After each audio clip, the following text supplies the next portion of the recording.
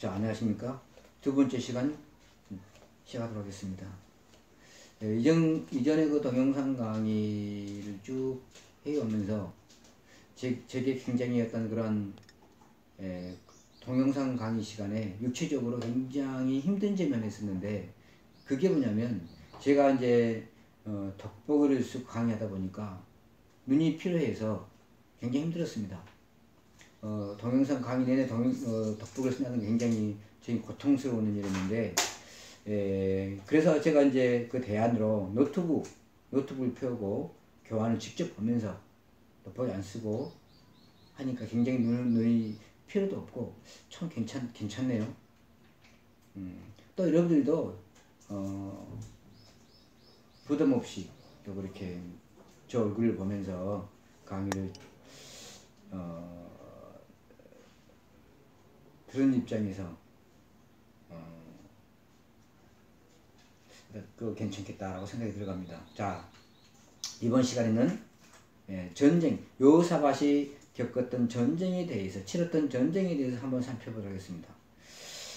종교 개혁 정책이 이제 성공적으로 끝나게 되었습니다.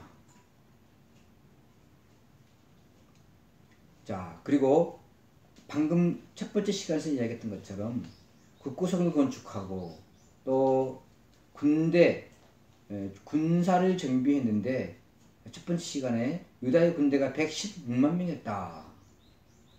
그렇게 제가 말씀드렸죠. 자, 첫 번째 전쟁입니다. 아람의 베나닥과 전쟁입니다. 아람의 베나닥과 전쟁은 왕상 20장 1절에서 21절, 역대하 18장 1절에 19장 3절에 나옵니다. 이 아람의 베나닥과 전쟁은 사실 아합과 길랄 라못을 회복하기 위한 전쟁이었습니다. 아합은 여호사밧에게 아람과 전쟁을 하기에 앞서, 자, 우리에게 군대를 원정해 주시오. 우리가 연합군을 이루어서 아람의 베나닥과 전쟁을 합시다. 자, 그때 여호사밧이 아합의 요청을 받아들여서, 우리 같은 형제가 아니요? 자, 그래서 내가 당신이 원하는 대로 군대를 원정해 주겠어. 뿐만 아니라 나도 함께 전쟁에 참여할 것이다. 자, 그렇게 이야기를 했습니다. 자, 아무튼 아합과 그 다음에 여호사밧은 서로 이제 군대를 연합해서 길랄 라못 베나닥과 전쟁에 이제 출정하게 됩니다. 아합과 여호사밧이 길랄 라못에 올라가서 전쟁을 하는데, 그 첫 번째 날 굉장히 전쟁이 예상보다 맹렬했다. 아합은 변장을 하고 군중 속으로 들어갔습니다. 왜 변장을 했을까? 아합이 왜 변장했냐고 추측할 수 있는 것은 뭐냐면, 추측해 볼 수 있는 것은 아합은 아람의 그 베나닥과 이렇게 어떤 그 접촉이 있는 것 같아요. 얼굴을 잘 알고 있지 않나, 그렇게 생각해 볼 수 있겠습니다. 그래서 일단 자기를 변장하고 군대에 싸워야만이 자신을 보호할 수 있기 때문에 변장을 하고 있는 것 같고요. 그 다음에 여호사밧은 왕복을 입고 전쟁을 했습니다. 근데 아람의 한 군사가 쏜 활에 맞아서 부상을 당하게 됩니다. 이 부상의 정도가 너무 심했기 때문에 저녁 때까지 싸우다가 이제 그날 전사하게 됩니다. 아합의 죽음은 선지자 미가의 애언의 성취였다. 미가야가 아합 왕이 살아서 돌아오지 못할 것이라고 그렇게 예언했죠. 그 예언이 성취되었다라고 하는 것입니다. 결국 이 전쟁은 사실상 아람이 승리하게 됐습니다. 아람이 승리하게 되고 이스라엘 연합군은 패하게 되었습니다. 그때 여호사밧은 패장병처럼 예루살렘으로 돌아오게 됩니다. 자, 두 번째 전쟁이죠. 두 번째 전쟁을 보시게 되면 모압 그 연합군과의 전쟁입니다. 역대하 20장 1절에서 24절에 나타나 있습니다.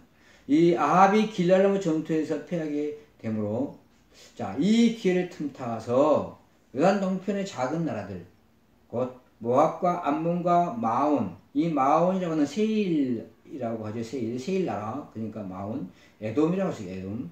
자, 모압과 암몬과 마온. 마온은 마온과 세일, 에돔 같은 나라죠. 자, 이 세 나라들이 연합군을 형성해서 여호사밧을 공격해 들어왔습니다. 사해를 건너서 엔게디까지 이르게 됐습니다. 엔게디까지. 자, 전쟁의 원인은 뭐냐? 선지자 에후 신탁에서 예언되었듯이 아합과 동맹 정책이 일어난 것이었습니다. 아합과 동맹 정책을 하지 않았다면 좋았을 텐데, 아합과 군사 동맹을 맺고 길나무 전투했던 그 대가로 말미암아서 이 남부 쪽에 있는 조그마한 그런 나라들, 모압과 암몬과 세일, 이 에돔의 그 나라들이 연합군을 조직해서 이스라엘을 침략해 들어왔습니다. 그 전쟁터는 어디냐? 엔게디.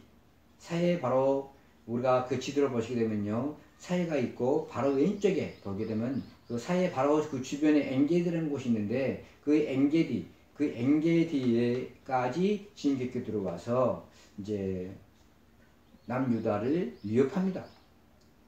자, 역대하 20장 2절 보시게 되면요, 그들의 군대에 대해서 이야기를 하고 있는데 큰 무리였다. 큰 무리. 정확한 숫자는 말하지 않고 있습니다. 여기서 큰 무리라고 이야기하고 있는 것은 어떤 관용적인 표현일 수도 있겠죠. 관용적인 표현. 다시 말씀드리면 굉장히 많은 그런 군대, 셀 수 없는 군대, 이스라엘 군대로는 도저히 감당할 수 없는 군대, 그러한 의미로 쓰여지고 있습니다. 큰 무리. 자, 그때 여호사밧의 군대는 아까 얘기했던 것처럼 5개의 군단으로 편성될 수 있는데 군대의 수요가 116만 명이었다. 116만 명이었다. 이 숫자는 아까 얘기했던 것처럼 북이스라엘 전체 그런 군대에 맞먹는 숫자이고, 다윗이 인구 조사 때 북쪽 지파의 군사들의 숫자와 거의 동일한 숫자다. 다윗 시대 때 북쪽 지파의 그 군대의 숫자와 맞먹는 숫자다. 상당히 많은 숫자죠.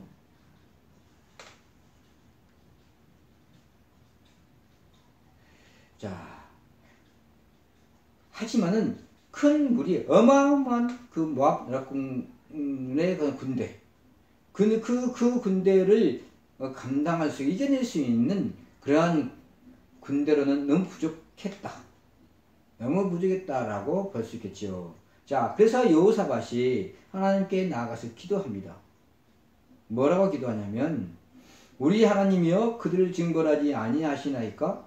우리를 치러오는 이 큰 무리를 우리가 대적할 능력이 없고 어떻게 할 줄도 알지 못하고 오직 주만 바라보나이다. 이렇게 기도했습니다. 참 너무 은혜스러운 기도가 아니겠습니까? 우리 하나님이여 그들을 징벌하지 아니하시나이까? 우리를 치러오는 이 큰 무리를, 하몬 라브, 이 큰 무리, 하몬 라브, 이 큰 무리를 우리가 대적할 능력이 없고 어떻게 할 줄도 알지 못하고 오직 주만 바라보나이다. 우리 사랑하는 전도사님들, 어떤 어려움이 있거나 힘든 일이 있으면은 어떻게 반응하십니까?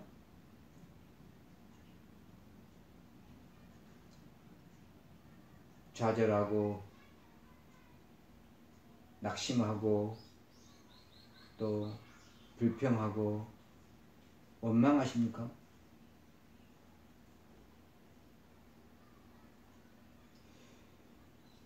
적어도 우리 하나님의 종의 길을 가는 사람들은 먼저 이러한 힘든 일이 있을 경우에 하나님 앞에 나가서 기도해야 되겠다.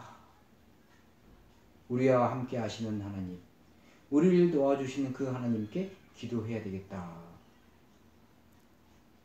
여호사밧은 우리와 함께 하시는 그 하나님께 기도했습니다.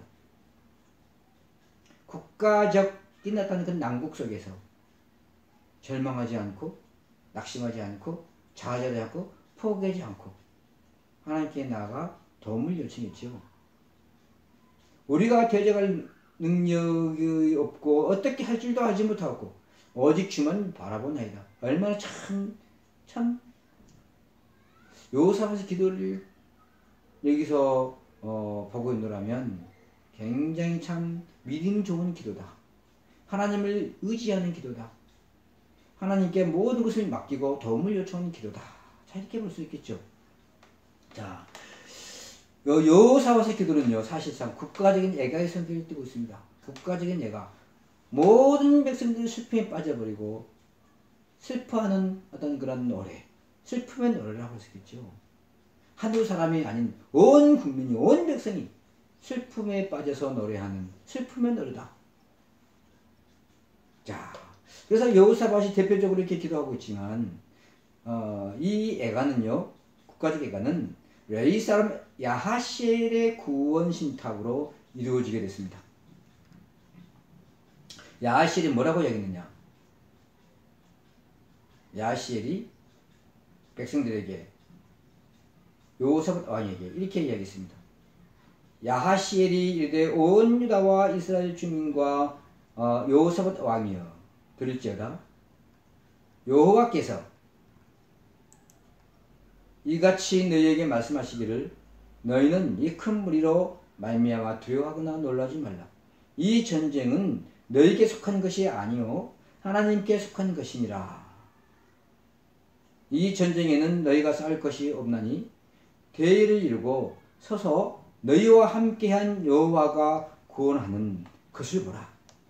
유다와 예루살렘아 너희는 두려워하지 말며 놀라지 말고 내일 그들을 맞서 나가라. 여호와가 너희와 함께하리라. 레위 사람 야하시엘이 온 백성과 그 다음에 여호사밧에게 이렇게 말을 했습니다. 자, 이 큰 무리를 보고 두려워하거나 놀라지 말라. 이 전쟁은 너희에게 속한 것이 아니다. 하나님께 속한 것이다. 그러니 담대하게 나아가라. 담대하게 나가라. 너희가 싸울 것이 없다. 너희는 싸우지 말고 좀 지켜봐라. 내가 싸우겠다. 내가 싸워서 승리하고 여호와의 구원이 어떻게 됐는지를 한번 직접 목격해 보라는 것입니다. 하나님이 싸우시겠다. 이것은 뭐냐면 성전을 의미하는 것이죠. 성전, 거룩한 전쟁, 홀리웨어입니다. 홀리웨어, 거룩한 전쟁입니다. 자, 이 거룩한 전쟁, 하나님께서 싸우시는 전쟁, 하나님께 적과 싸우시는 전쟁입니다.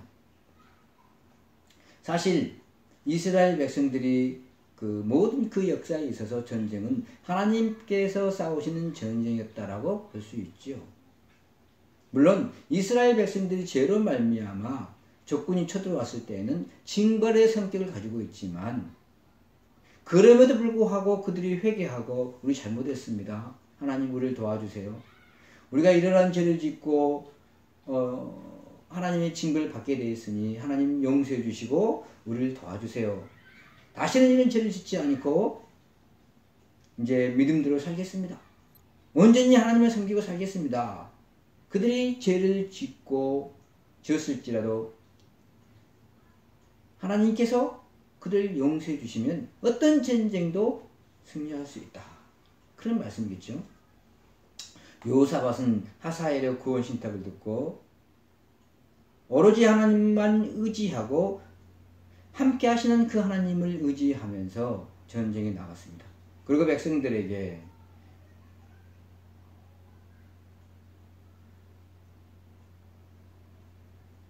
전쟁에 나가자. 그리고 노래하는 자들 택해서 거룩한 예복을 입히고 군대 앞에서 행하며 여호와께 감사 찬송을 하면서 적군을 향해 행진하도록 했습니다. 여러분, 전쟁을 나갔는데 어떻게 레위 사람들을 맨 앞에 세우고 예복을 입히고 그 다음에 행진하게 합니까? 이게 무슨 전쟁 방법입니까? 이건 전혀 어떤 전쟁을 행하는 모습이 아닙니다. 하지만 여호사밧은 믿음으로 나가죠. 믿음으로. 그리고 레위 사람을 맨 앞에 예복을 입히고 거룩한 예복을 입히고 맨 앞에 군대 앞에서 행진했다고 하는 것은 뭐냐면 하나님께서 레위 사람과 함께 하심으로 하나님의 군대가 어디에 위치해 있냐면 이스라엘 군대 앞에 위치해 있다. 그런 의미를 담고 있습니다. 그런 의미를. 자, 그래서 이스라엘 백성들 앞으로 나간